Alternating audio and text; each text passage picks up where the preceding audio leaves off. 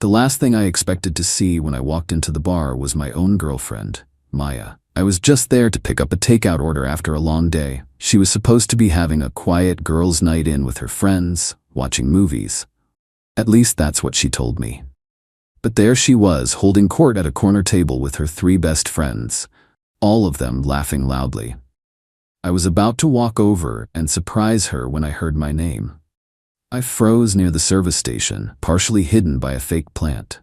"He is so clueless. It's almost sad," Maya said, taking a big gulp of her drink. Her voice was loud, designed to be heard by her audience.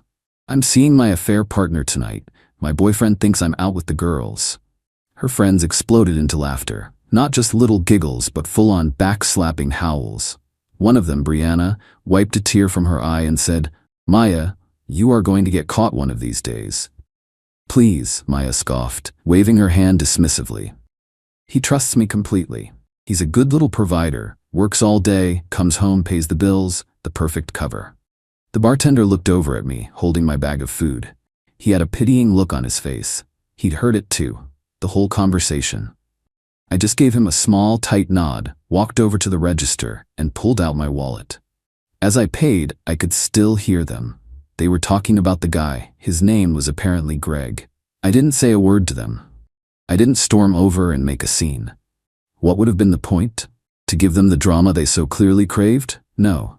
Something inside me went completely silent and focused. The hurt was there, a deep, cold ache, but on the surface, there was only clarity.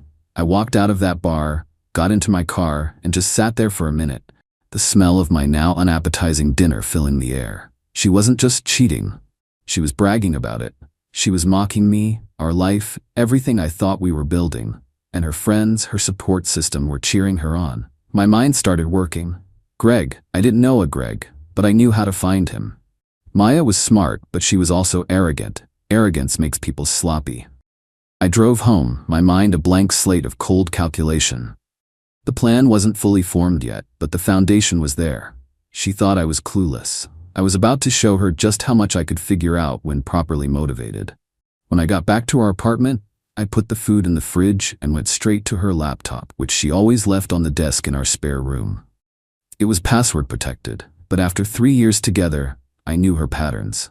Her dog's name plus her birth year. I was in. It didn't take long.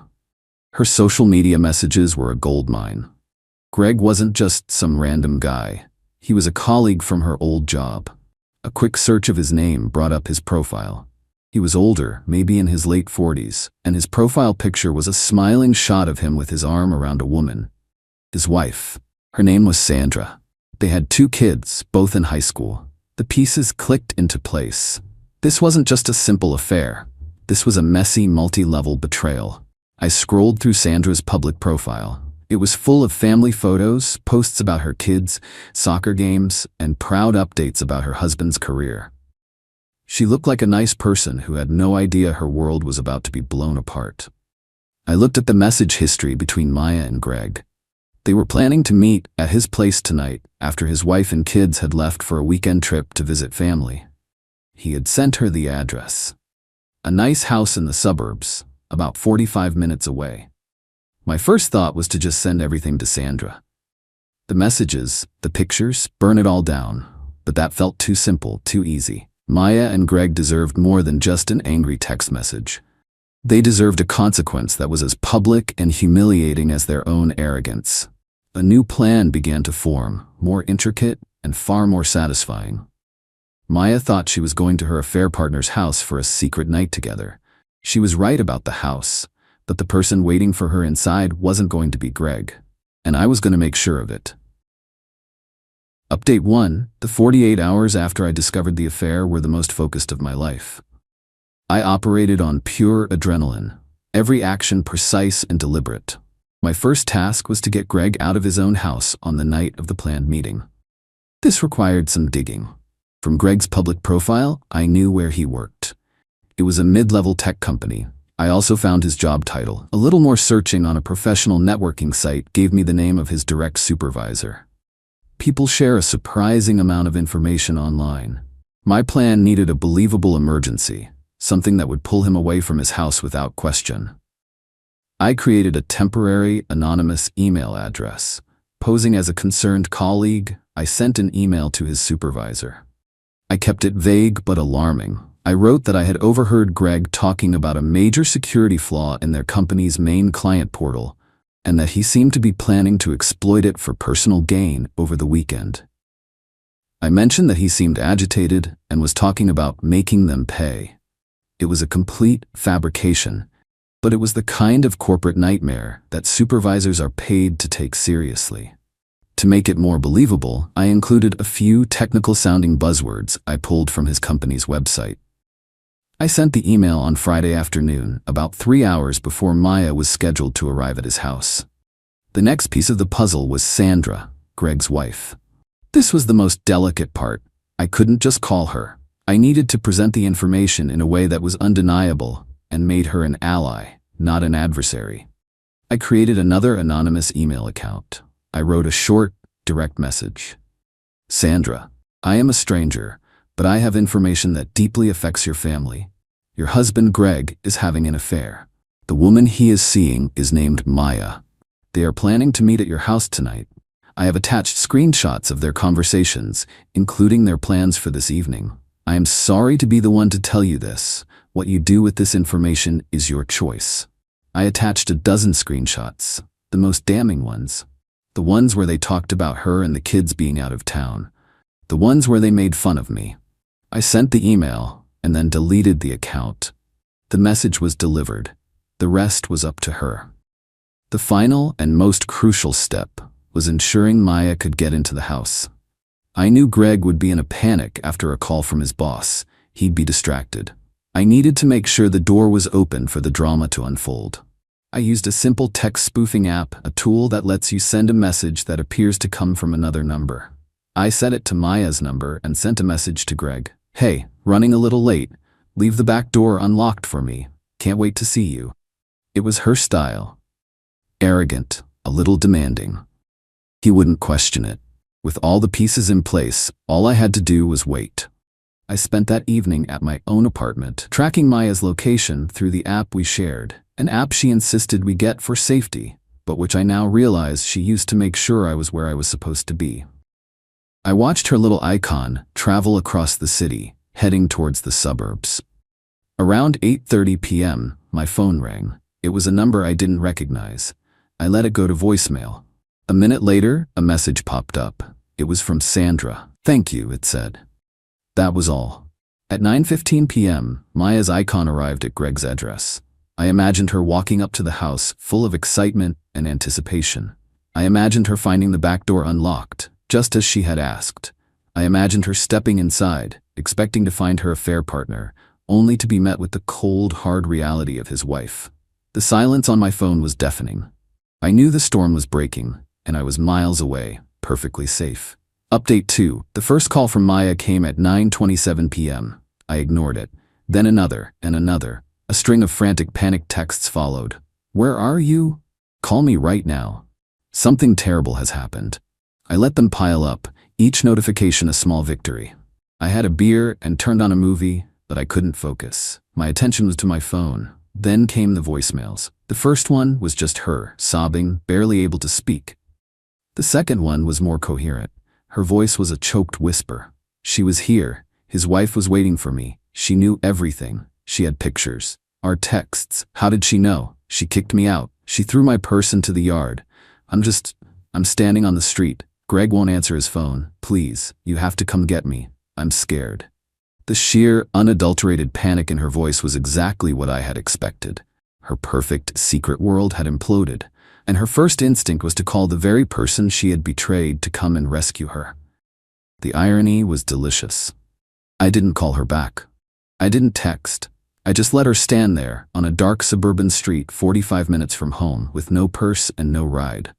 An hour later, the calls started coming from Brianna, her friend. I ignored those too. Then came a text from a number I didn't recognize, probably another one of her friends. Dude, whatever is going on between you and Maya, she's stranded and freaking out. You need to go get her. This isn't cool. I finally responded to that one. She told me she was having a girls' night in. If she's somewhere else, she must have her own ride. She's an adult. She can figure it out.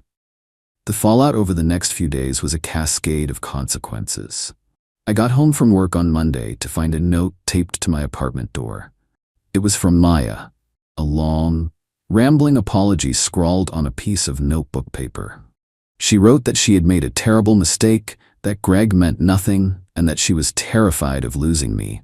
She said she had to get a ride home from the police after a neighbor called about a woman crying on the sidewalk.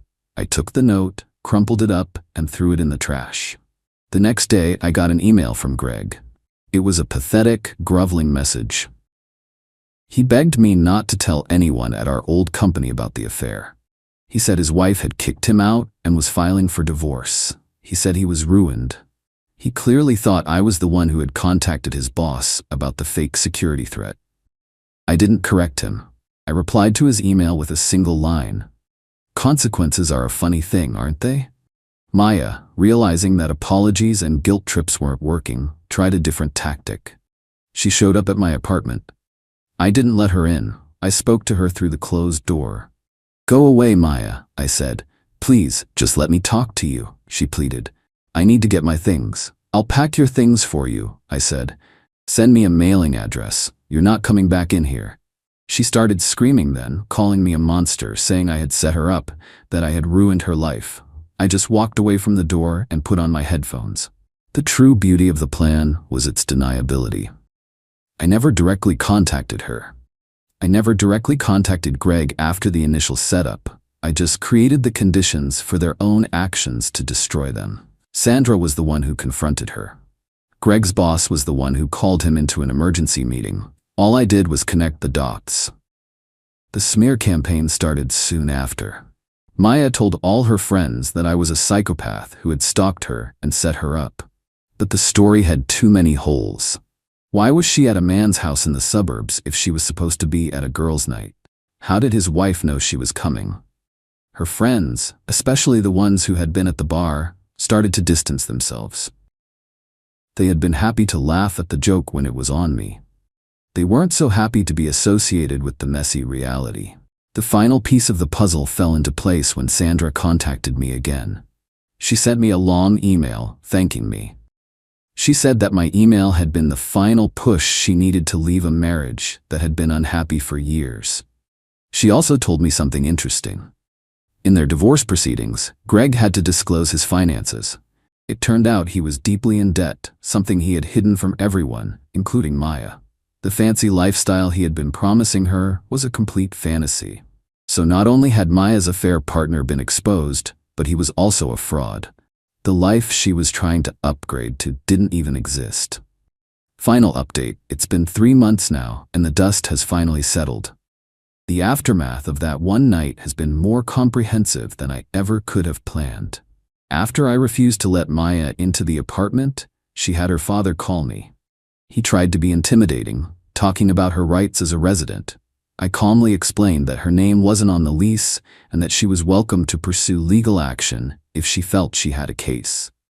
He backed down pretty quickly. I packed up every last one of her belongings into boxes. I took pictures of everything for my own records. She sent me a P.O. box address and I shipped it all to her at my own expense. It was the last dollar of my money she would ever see. Her life, from what I've heard, has completely unraveled. She couldn't afford to get her own place, so she had to move back in with her parents. The friend group that had been her echo chamber shattered. Brianna and the others, faced with the ugly reality of Maya's choices, slowly faded away. No one wanted to be tethered to that kind of drama, especially when it turned out Maya had been lying to them about Greg's financial situation and marital status. Greg's life imploded just as spectacularly. He and Sandra are in the middle of a very messy divorce. Sandra, armed with the evidence of his infidelity, has the upper hand. He apparently did get into serious trouble at work over the security threat email. Even though it was fake, the investigation into his work habits uncovered other unrelated issues, and he was let go. Last I heard, he was living in a cheap rental and struggling to find a new job. About a month ago, I got a long handwritten letter from Maya. It was different from her earlier apologies. It was the letter of someone who has hit rock bottom and has no one left to blame but themselves. She admitted everything: the arrogance, The lies, the way she used me. She said she finally understood the damage she had caused. She didn't ask for me back. She just said she was sorry. I read the letter and felt nothing. Not anger, not satisfaction, just a quiet sense of finality. The person who wrote that letter was a stranger to me. The person I had loved was a character she had been playing. I'm still in the same apartment. It feels bigger now, cleaner. I've reconnected with my own friends and family, and I've been focusing on my work. The whole experience taught me a hard lesson about trust, but it also taught me about my own strength. I didn't need to yell or break things or get even in a petty way. I just needed to be smarter. The revenge wasn't about the confrontation in Greg's house. It was about the quiet, inevitable collapse that followed. It was about watching someone who thought they were in complete control realize they had no control at all. Maya bragged to her friends that she was seeing her affair partner. And she did. She just never considered that his wife would be there to greet her. She thought I was the clueless boyfriend. In the end, the only person who was truly clueless was her, and that's a satisfying end to the story. I knew my relationship was over while I was holding a plate of burnt hot dogs. It was at a friend's barbecue a few weeks back. I was standing by the grill, trying to save the last of the sausages, when I heard my girlfriend's laugh from the patio table behind me. It was that high-pitched performing laugh she does when she wants to be the center of attention. Her friends were all there, the ones who always looked at me like I was a piece of furniture that came with the apartment. I heard my name, so I stopped scraping the grill and listened. Seriously, Daniel gets me flowers for no reason, Jenna was saying. He brought me soup last week when I had a cold. My male best friend treats me better than he ever will. She was talking about me. The he was me. Then came the wave of laughter from her friends. It wasn't just a chuckle. It was that mean, dismissive kind of laugh that says, we all know and we all agree. I didn't turn around. I didn't drop the tongs. I just stood there, looking at the sad blackened hot dogs, and a strange sort of calm settled over me. I even smiled a little. For months, I'd been the bad guy for being uncomfortable with Daniel. He was her male best friend, and any issue I had with their weirdly intense friendship was just me being a jealous, controlling boyfriend. Hearing her say that, hearing them laugh, it was clarifying. It was like finally getting a clear diagnosis after months of feeling sick. The problem wasn't my jealousy. The problem was that I was in a competition I didn't even know I was signed up for. And my opponent was the guy she spent half her time with. I took a breath, put the last of the edible food on the platter, and turned around with a perfectly normal smile on my face. I walked over to the table, set the plate down, and looked right at Jenna. Daniel sounds like a great guy, I said, my voice completely even. The laughter at the table died instantly. Her friends looked at each other, then at her. Jenna's face flushed, but she recovered quickly. He is, she said, a little too defensively. He's a good friend. I know, I said, grabbing a bottle of water. I think I've been a little insecure about it. You guys have a special connection. I shouldn't get in the way of that. The look on her face was a mixture of shock and triumph. She thought she had won.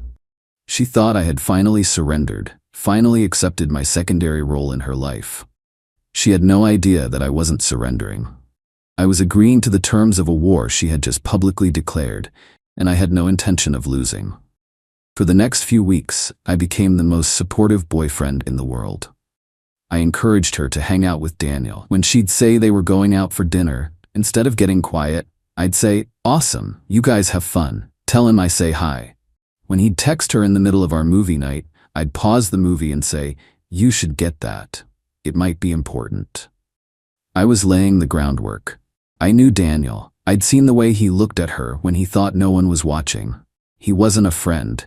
He was a vulture, circling, waiting for an opportunity. Jenna loved the attention, but she also loved the safety of having me, the stable boyfriend, paying half the bills. She wanted the validation from Daniel without any of the risk. My plan was simple. I was going to give him the opportunity he'd been waiting for. I was going to remove the risk, and I was going to make sure that when he finally made his move, everyone was watching. Our friend group has a big annual Halloween party. It's the biggest event of our social year. It was the perfect stage. I just had to set it. Update 1. It's been about a month since the barbecue, and things have escalated in the exact way I predicted. My new attitude of being the cool, understanding boyfriend worked better than I could have imagined. It was like giving a kid a key to the candy store. Jenna completely dropped her guard.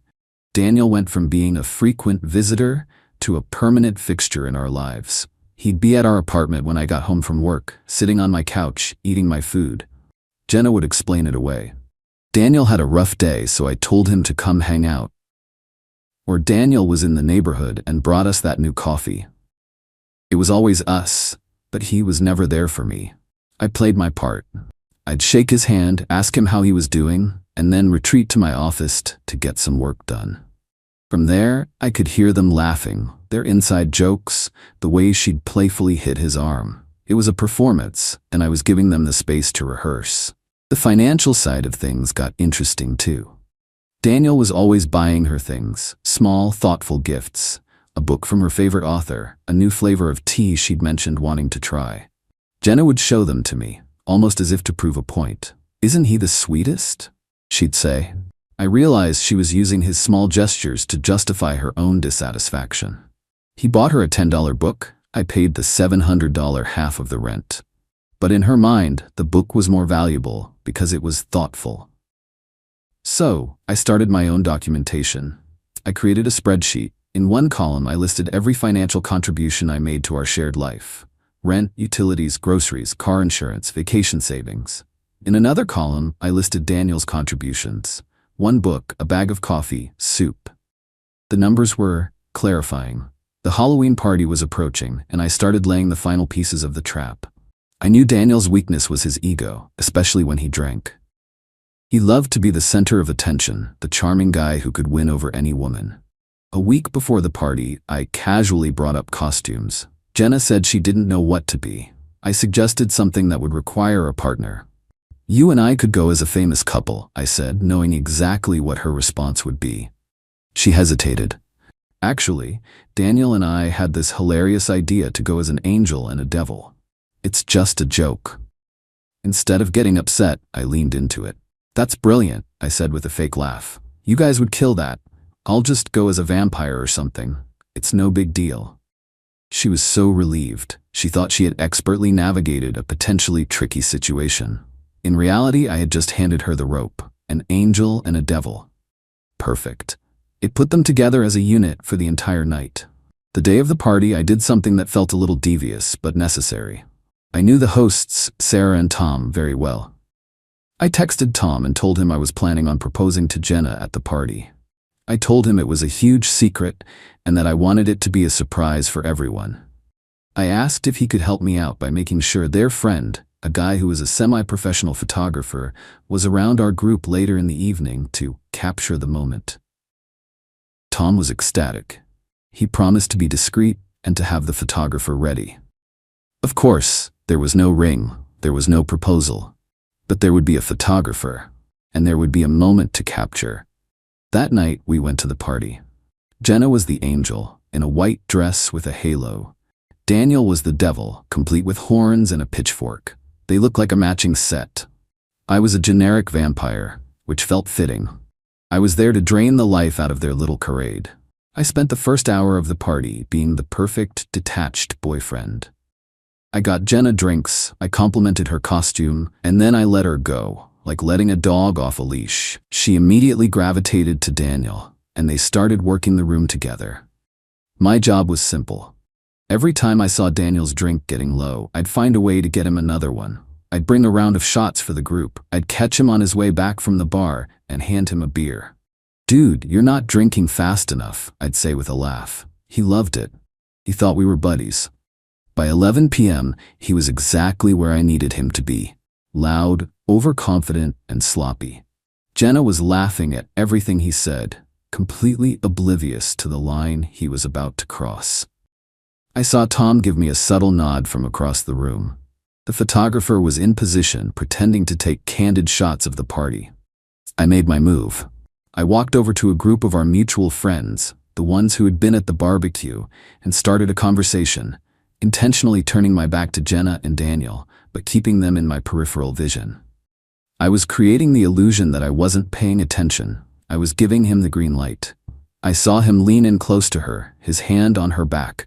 She was still smiling, thinking he was just being his usual flirty but harmless self. He whispered something in her ear. Her smile faltered for just a second, and then he went for it. He leaned in and tried to kiss her. It wasn't a small peck. It was a full, sloppy, drunken attempt, and it happened right in the middle of the crowded living room, under the string lights, with at least 20 people watching. The photographer's flash went off twice. Update 2. The moment Daniel tried to kiss Jenna, the entire atmosphere of the party shifted. It was like someone had sucked all the air out of the room. She shoved him back, hard. Her angel face was a mask of pure horror and humiliation. Daniel stumbled backward, looking confused, like a dog that had just been smacked for jumping on the furniture. The chatter died down. Everyone saw it. The group of friends who had laughed at the barbecue were now staring, mouths open. The photographer, bless his heart, just kept snapping pictures, thinking he was capturing some high drama before the proposal. Jenna's eyes scanned the room, looking for me. She found me standing with my back to her, and the look on her face changed from horror to pure rage. She thought I had missed it. She thought I had left her vulnerable. She stormed over to me, grabbing my arm. "Did you see that?" she hissed. I turned around slowly, feigning confusion. "See what? I was talking to Mike. Daniel? He just tried to kiss me, in front of everyone." I looked over at Daniel, who was now being awkwardly led away by one of his friends. I looked back at Jenna. "Wow, that's crazy. Is he drunk?" "Of course he's drunk. You were supposed to be with me. Where were you?" This was the moment I had been waiting for. I kept my voice low, but clear enough for the people around us to hear. "I was giving you space. You've been with him all night. I didn't want to be the jealous boyfriend." Her face crumpled. She had no comeback. She couldn't argue with the very logic she'd been using against me for months. She tried to drag me out of the party, but I stood my ground. "I'm not leaving," I said calmly. "Tom and Sarah are my friends, and I'm not going to let this ruin their party." She stared at me in disbelief, then turned and fled the party alone. I stayed for another hour, making a point to talk to everyone, acting completely normal. People kept coming up to me, asking if I was okay. I just shrugged and said, "Looks like Jenna has some stuff to figure out with her friend." I was no longer the jealous boyfriend. I was the wronged victim. The narrative had flipped, and I didn't have to say a word. The drive home was a preview of the storm to come. My phone was blowing up with texts from her, a mix of apologies for Daniel's behavior and accusations against me for abandoning her. I didn't read them. When I walked into our apartment, she was sitting on the couch in the dark, still in her angel costume, halo askew. She jumped up as soon as I walked in. "We need to talk," she said. "Okay," I replied, turning on the light. "Let's talk." She launched into a tirade. It was all Daniel's fault. He was a disgusting pig who took advantage of their friendship. She never gave him any indication she was interested. But then, the blame started to shift. It was my fault for not being there. My fault for letting him get so drunk. My fault for being so distant lately. I let her talk until she ran out of steam.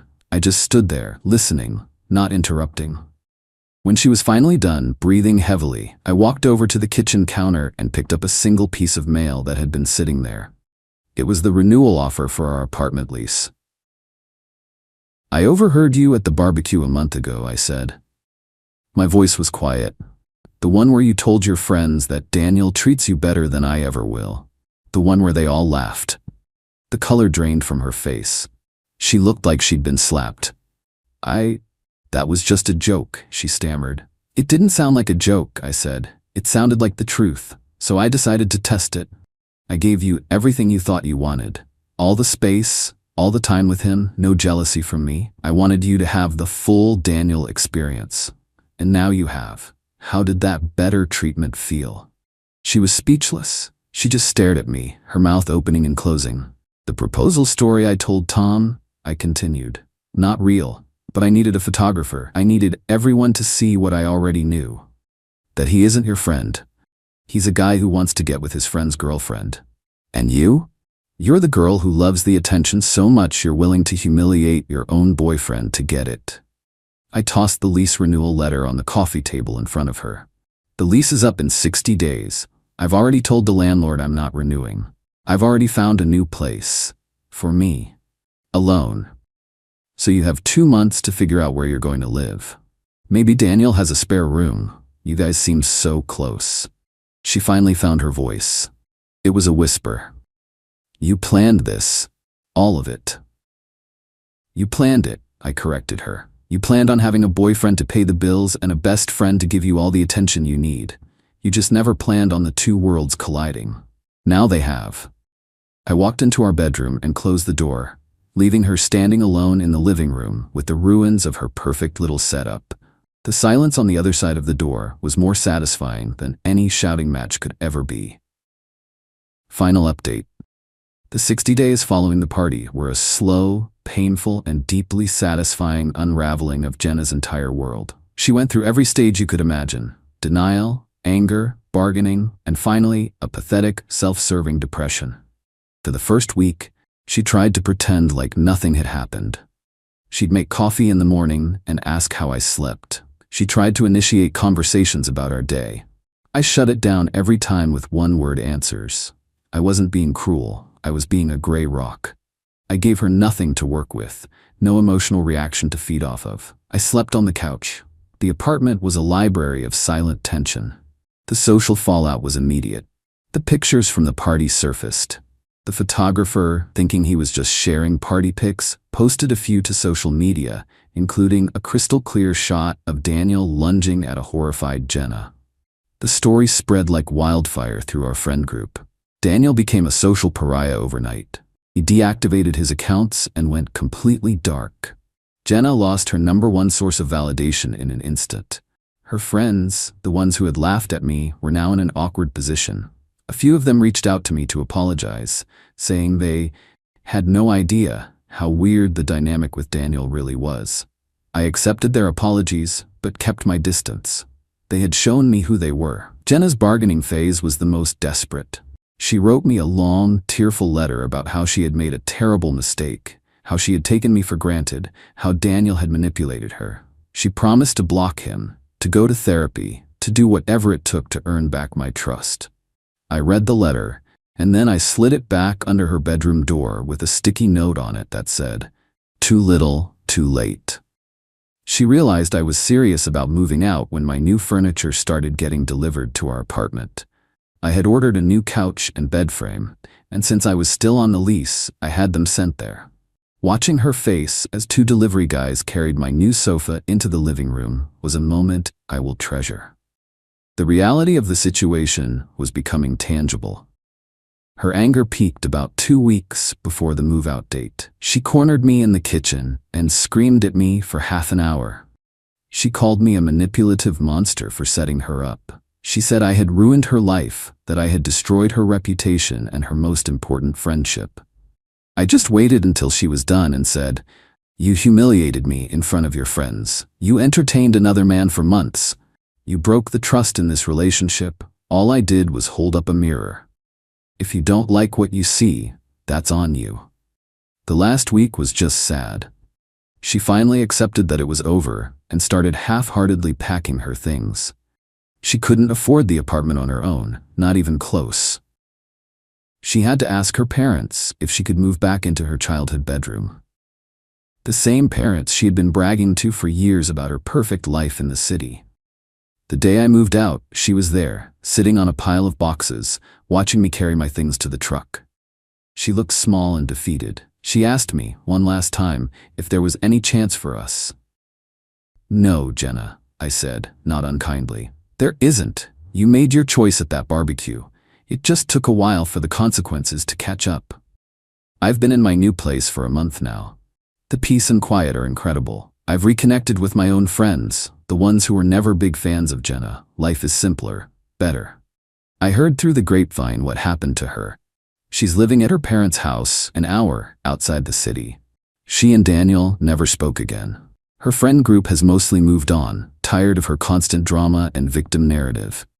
She apparently spends most of her time complaining about how one misunderstanding at a party ruined her entire life, never once acknowledging the months of disrespect that led up to it. The best part of this whole thing wasn't the revenge itself. It was the clarity. I didn't have to scream or fight or beg her to see my worth. I just stepped back and gave her the stage she always wanted. She performed her part perfectly, and in the end, the audience booed her off it. She wanted to be treated better. Now she gets to live with the reality of what her better option truly was. A lonely, embarrassing dead end.